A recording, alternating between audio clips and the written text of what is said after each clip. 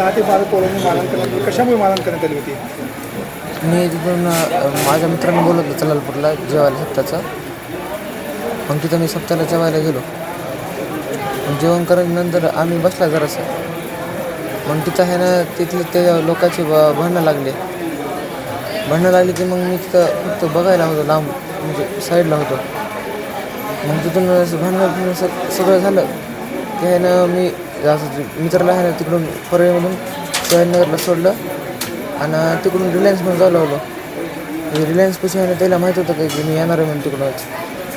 मग तिथं आहे ना त्यानं 4-5 गाड्या घेऊन मला डायरेक्ट रस्ता रोखला, अडवलं आणि मारहाण करून गाडी बसवलं आणि तोंड दाबून वरून नेलं. कुठं नेलं? त्या वरी रत्नेश्वरी डोंगराव. तू त्या मुला ओळखत होत का? हां, तू त्या मुला ओळखत ज्याने मारहाण केली? आता बघितलं सोबत ओळखते.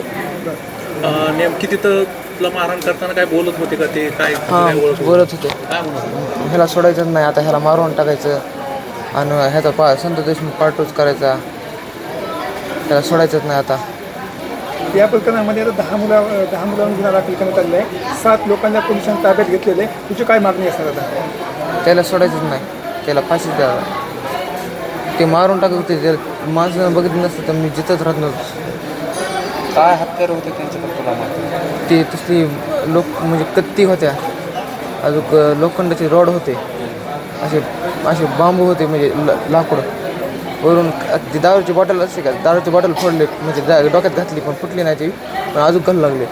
माणसानं वाचलं नाही तर. दारू वगैरे काय पिलेले होते? गांजा वाटतं.